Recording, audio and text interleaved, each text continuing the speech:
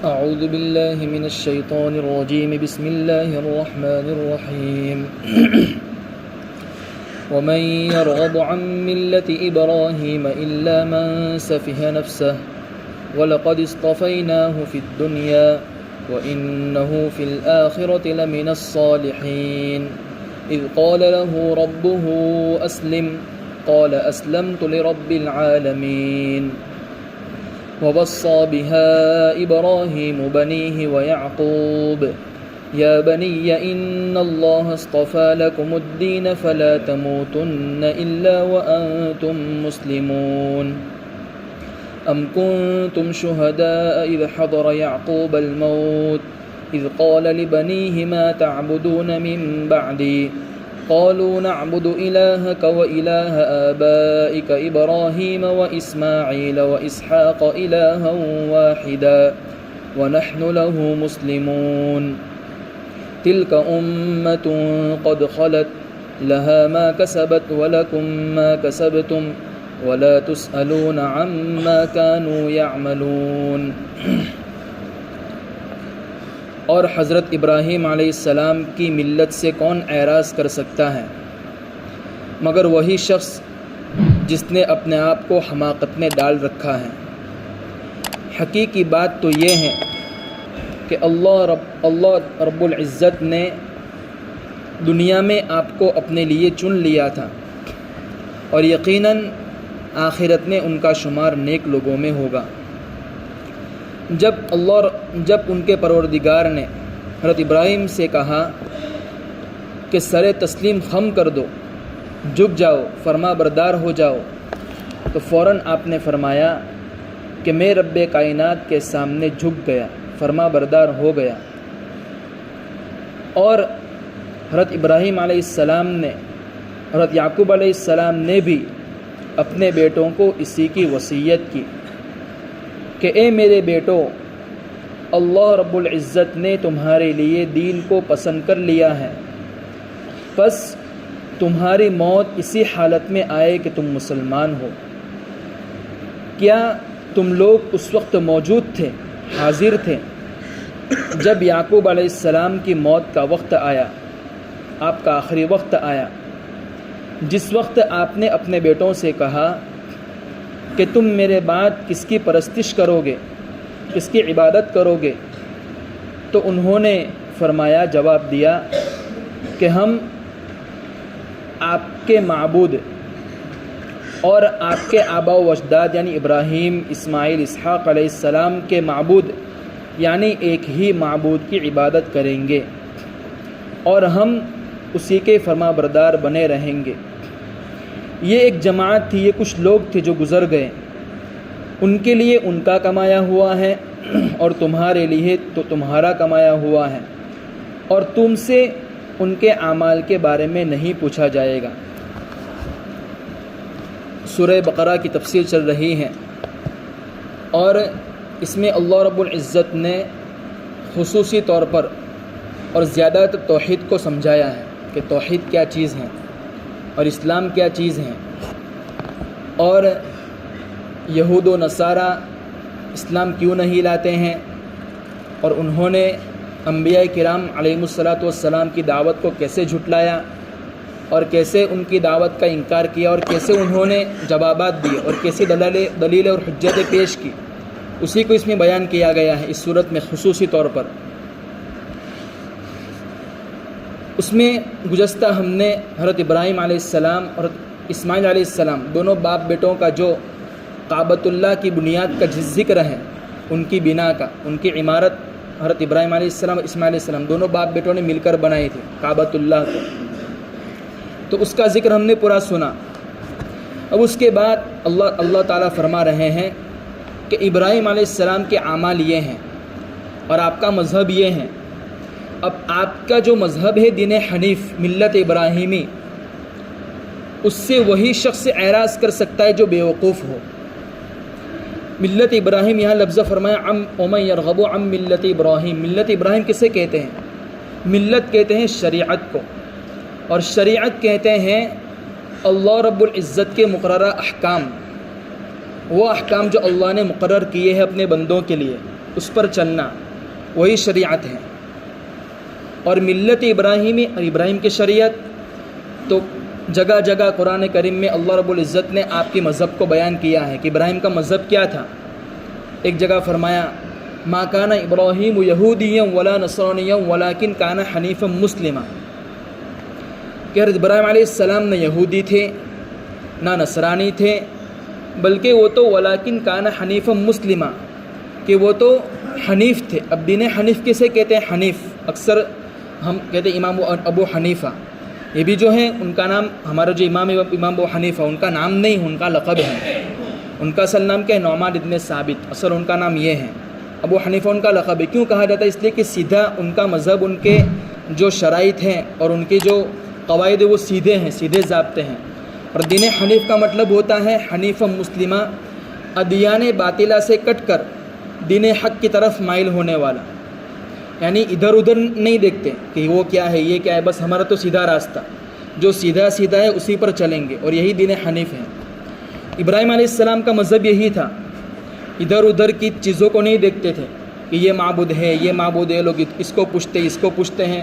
قرآن کریم میں 7 پارے میں 12 اس کا ذکر ہے کہ آپ نے سورج کو دیکھا شروع میں، تو آپ نے جب آپ نبی نہیں بنائے گئے تھے تو آپ نے کہا یہ میرا خدا ہو سکتا ہے.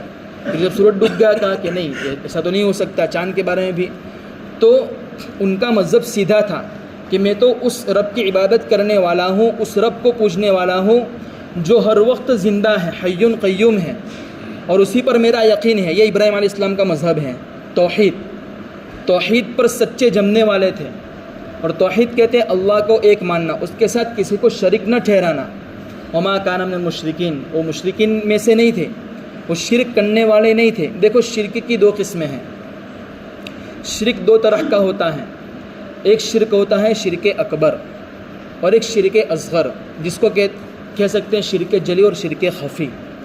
شرک جلی تو ظاہری شرک، جیسے ہمارے دوسرے برادران اور دوسرے بھائی اس طرح شرک کرتے ہیں کہ اللہ کے ساتھ کسی کو شریک ٹھہراتے ہیں، کسی کی پوجا کرتے ہیں، اور اسی طرح کسی کی قبر کے سامنے جھکتے ہیں، وہاں مانگتے ہیں. تو یہ کیا ہے؟ شریک ٹھہرانا.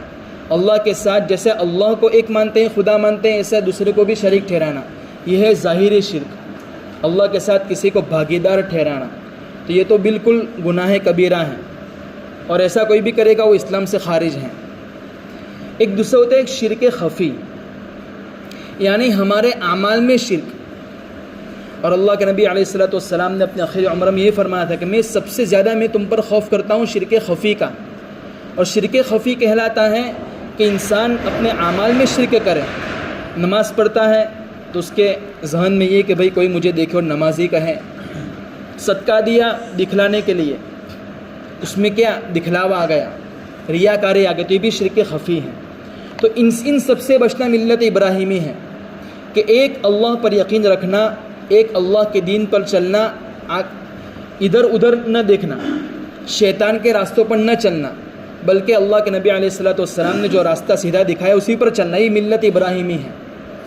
اور چونکہ اس کے جو مخاطب یہود بھی ہیں، مشرکین بھی ہیں، نصارہ ہیں، اس لیے کہ ابراہیم علیہ السلام ایک ایسے نبی ہیں کہ جن کو سب کے سب مانتے تھے، سب ان کو اپنا پیشوا مانتے تھے. یہود بھی مانتے تھے، مشرکین بھی مانتے تھے. صرف مانتے تھے لیکن ان کے دین پر چلتے نہیں تھے، صرف ان کو اپنا پیشوا اور بڑا مانتے تھے. اس لیے ان کے بار بار قرآن کریم میں ان کے نام سے، ان کے مذہب سے ان کو سمجھایا گیا کہ تم جن کو پیشوا مانتے ہو ان کا مذہب تو یہ ہے کہ دین حنیف پر چلنے والے ہیں، ادیان باطلہ کو نہیں مانتے ہیں، ان کا سیدھا دین ہے، سیدھا راستہ ہے، تو اسی کو اپناؤ. تو وہی کہہ رہے ہیں کہ کون اعراض کرے گا ملت ابراہیم سے الا من سفیہ نفس، جو بیوقوف ہوگا، جس کے عقل میں حماقت ہوگی. بیوقوف آدمی ہی دین سیدھے راستے پر نہیں چلے گا. آدمی سیدھے راستے پر چلے گا وہ عقل مند آدمی ہے، اس کو جھالوت جانا ہے تو سیدھا سیدھا جائے گا. لیکن اگر فتح پورہ کے راستے پر چلا گیا کہ کہاں جانا ہے، جھالوت جانا، تو بیوقوف ہے، وہ دوسرا راستہ اس نے پکڑ لیا. تو بیوقوف آدمی راستہ بدلتا ہے، ایک راستے پر نہیں چلتا، اور خدا پر یقین نہیں رکھتا، ملت ابراہیمی سے اعراض کرتا، وہ بیوقوف ہے. اللہ تعالیٰ قرآن کریم میں کہہ رہے ہیں. پھر فرمایا وَلَقَدِ اصْطَفَيْنَاهُ فِي الدُّنْيَا، ہم نے ابراہیم علیہ السلام کو دنیا میں منتخب کر لیا، اپنے لیے چن لیا ہے، یعنی ہم نے ان کو اپنا نبی بنایا ہے. خلیل اللہ بنایا ہے، اللہ کے خلیل تھے، وہ اللہ کے دوست تھے، اس لیے ان کو بار بار آزمایا گیا۔ چونکہ دوست سے محبت ہے تو اس کو آزمایا جاتا ہے کہ بھئی امتحان میں اس کو آزماؤ کہ مجھے ساتھ دیتا ہے کہ نہیں۔ تو یہ خلیل اللہ تھے اور بہت برگزیدہ اللہ کے پیغمبر تھے۔ وَإِنَّهُ فِي الْآخِرَةِ لَمِنَ الصَّالِحِينَ، اور آخرت میں ان کا شمار کن لوگوں میں ہوگا؟ نیک لوگوں میں ہوگا۔ نبی ہیں، ان کا شمار نیک لوگوں میں ہوگا۔ تو جو جس سے محبت کرے گا، وہ محبت کرنے والا جس سے محبت کرتا ہے اسی کے ساتھ اس کا شمار ہوگا۔ تو چونکہ ابراہیم علیہ السلام کا شمار نیک لوگوں میں ہوگا، صالحین میں ان کا شمار ہوگا وہاں قیامت کے دن، تو جو ان کے مذہب پر چلے گا اس کا شمار بھی قیامت کے دن نیک لوگوں میں ہوگا، صالحین میں ہوگا۔ پھر آگے فرمایا اللہ رب العزت نے ابراہیم علیہ السلام کیسے آدمی تھے، ان کا دین کیسا تھا۔ اذ قال له ربه اسلم قال اسلمت لرب العالمین، کہ آپ کے پروردگار نے آپ سے فرمایا، یعنی اللہ تعالیٰ نے فرمایا ابراہیم علیہ السلام سے کہ اسلم، جھک جاؤ، فرما بردار بن جاؤ، سر تسلیم خم کر دو۔ کس میں؟ کہاں جھک جانے کا ہے؟ میرے حکم کے سامنے، میرے احکام کے سامنے۔ اسلم جو ہے، اسلم یہ اسلام سے بنا ہے اور اس کا معنی ہوتا ہے جھک جانا۔ ہمارے دین کا نام اسلام اسی لیے ہے کہ اسلام کا معنی ہے فرما برداری کرنا۔ مسلمان فرما برداری کرنے والا ہوتا ہے، کس کی؟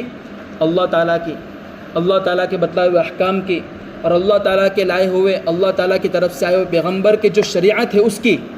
تو مسلمان تو جھکنے والا ہوتا ہے۔ مسلمان عیش چڑھانے والا اور تکبر کرنے والا، اپنے آپ کو بڑا سمجھنا نہیں ہوتا، بلکہ وہ تو جھکنے والا ہوتا ہے۔ اس لیے ہم کو مسلمان کہا گیا۔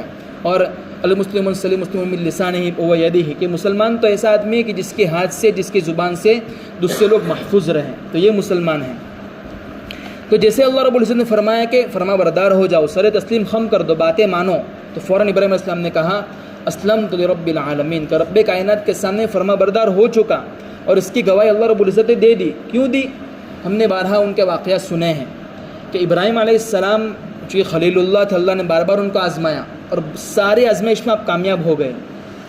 کہا کہ بھائی شہر کو چھوڑ دو، ویران جنگلات میں چلے جاؤ، ایسا ویران جنگل کہ جہاں آب و پانی نہیں ہے، گھاس نہیں ہے، گھاس پھوس نہیں ہے، اور بنجر زمین جہاں کچھ پھڑ پھٹ بھی نہیں اگتا ہے۔ مان لیا، چلو اللہ تعالیٰ کا حکم ہے۔ کہا کہ بھائی اپنے بیٹے پر لختے جگر پر چھری پھیرو، کہا کہ اللہ کا حکم ہے، مان لو۔ تو ایسی کڑی کڑی آزمائش میں آپ کامیاب ہو گئے۔ اب بیٹوں کو ذبح کرنا، شہر کو چھوڑ کر چلے جانا، یہ کیسا حکم؟ ایسا نہیں دیکھا، یہ کیسا؟ ایسا نہیں۔ مولانا نے کہا کہ بھائی ایسا کرنا ہے، آؤ کہ ہو، یہ کیسا؟ بھائی آپ کو قرآن و حدیث کی روشنی میں کوئی بات بتلا رہے، وہ اللہ کی طرف سے جو بات قرآن کریم میں لکھی وہ بتلا رہے ہیں کہ آ کے ہو۔ اس لیے یہ دین حنیف نہیں ہے، ملت ابراہیمی نہیں ہے۔ کسی میں انگلی کرنا، دین میں کسی کی بات نہیں اس طرح کرنا، یہ ملت ابراہیمی نہیں ہے۔ ملت ابراہیم تو کیا ہے؟ سیدھے راستے پر چلنا، اللہ کے حکموں کو ماننا۔ اللہ نے کہہ دے یہ کرو، وہ کرنا ہی ہے۔ پھر آگے فرمایا وَوَصَّى بِهَا إِبْرَاهِيمُ بَنِيهِ وَيَعْقُوبُ، کہ ابراہیم علیہ السلام نے بھی اور یعقوب علیہ السلام نے بھی اپنے بیٹوں کو اسی کی وصیت کی تھی۔ یہ یہود اور مشرکین اور نصارہ وغیرہ کے اشکال کا جواب ہے، ان کے حجت اور ان کی دلیلوں کا جواب ہے۔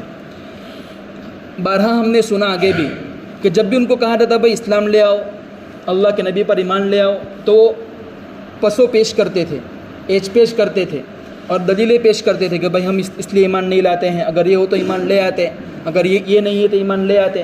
تو یہاں بھی انہوں نے ایسا کہا تھا کہ ہم آپ پر ایمان اس لیے نہیں لاتے ہیں کہ یعقوب علیہ السلام نے اپنے بیٹوں کو وصیت کی تھی کہ بھائی آپ یہودیت پر ہی رہنا، کسی نبی پر ایمان نہ لانا، حالانکہ ایک نبی ایسی وصیت کر ہی نہیں سکتا۔ تو ان کے اس بات کو جھٹلانے کے لیے، تنقید کرنے کے لیے، نکیر کرنے کے لیے، نفی کرنے کے اللہ تعالیٰ قرآن میں فرما رہے ہیں کہ ابراہیم علیہ السلام نے بھی، جن کو تم پیشوا مانتے ہیں، اور یعقوب علیہ السلام جن کو تم اولاد ہو، بنی اسرائیل، یعقوب علیہ السلام کا لقب ہے اسرائیل، اس لیے ان کو کہتے ہیں بنی اسرائیل، اسرائیل کے بیٹے، اسرائیل کے اولاد۔ تو کہا کہ انہوں نے اپنے بیٹوں کو اسی کی وصیت کی تھی، کس کی؟ اسلام پر جمنے کی، دین حنیف پر جمنے کی، اسی کی وصیت کی تھی ابراہیم علیہ السلام نے بھی اور یعقوب علیہ السلام نے بھی۔ کیا کہا تھا؟ یا بنی، یا اے میرے بیٹو، اللہ تعالیٰ نے تمہارے لیے دین کو منتخب کر دیا، پسند کر لیا ہے، رضیت لکم الاسلام دینا، تمہارے لیے دین اسلام کو پسند کر لیا، یہی سچا مذہب ہے، اللہ نے پسند کیا ہے، اللہ کا بنایا ہوا مذہب ہے، تو اسی پر جمنا، کسی اور مذہب کی طرف لپک مت جانا، کسی اور مذہب کی طرف رخ مت موڑ دینا۔ کہاں کیا کرنا ہے؟ دین اسلام پر چلنا ہے، اور دین اسلام پر چلتے حالات کا سامنا بھی کرنا ہے، اور اللہ کی طرف سے آزمائش ہے، اس میں کامیاب بھی ہونا ہے، اور آخر میں جا کر فلا تموتن الا وانتم مسلمون، کہ تمہاری موت اسی حالت میں آنی چاہیے کہ تم اسلام کی حالت میں ہو، تم مسلمان ہو۔ یہ بہت بڑی بات کہی ہے کہ تمہاری موت اسی حالت میں آنی چاہیے کہ تم مسلمان ہو۔ پہلے کیا کہا؟ اسلم، اسلام لے آؤ، اسلام پر جمو، جو دین اللہ نے پسند کیا اسی پر جمتے رہو، اللہ کے احکام کی پابندی کرتے رہو۔ اگر یہ چیز کرو گے تو تمہاری وفات، تمہاری موت اسلام کی حالت پر آئے گی۔ اگر اسلام سے اعراض کرو گے، ملت ابراہیمی سے اعراض کرو گے، اللہ پر یقین میں کچھ خرابی آ جائے گی تو آپ کی موت اسلام پر نہیں ہوگی۔ اس لیے جیسی زندگی ہوتی ہے موت اسی پر آتی ہے۔ ہم نے بارہا سنا ہے، بارہا دیکھا ہے کہ جیسی جس کی پابندی ہوتی ہے نماز کی، جمعہ کی نماز کی جیسی، تو اس کی موت اسی حالت میں۔ آج ہمارے مولانا اسماعیل صاحب کا انتقال ہوا، بھڑکو دروی، جو یہاں سالہ سال پڑھا کے گئے ہیں۔ ان کا بس ایک اللہ پر یقین تھا، اور جماعت میں بار بار جاتے تھے کہ بس جماعت میں جانا ہے، اور تہجد کے پابند تھے وہ، تہجد روزانہ پڑھتے تھے پابندی کے ساتھ۔ تو اللہ نے ان کی وفات جماعت میں دی، جماعت میں تھے، 10 دن کی جماعت میں تھے، اور تہجد کے وقت ان کا انتقال ہوا۔ تو جیسی انسان زندگی گزارتا ہے اس کی موت ایسے حالت میں آتی ہے۔ اسلام کو دل میں اپناتا ہے، اللہ کو ایک مانتا ہے، اللہ کے احکام کے سامنے سر جھکا دیتا ہے، پسو پیش نہیں کرتا، پھر اللہ تعالیٰ اس کو اپنے پاس اسی حالت میں بلاتے ہیں۔ ام کنتم، پھر آگے اللہ تعالیٰ فرما رہے ہیں کہ یعقوب علیہ السلام کی جب موت کا وقت آیا، ان کا آخری وقت آیا، تو اپنے بیٹوں کو بلایا اور کیا فرمایا؟ ما تعبدون من بعدی، کہ میرے بعد تم کس کی عبادت کرو گے؟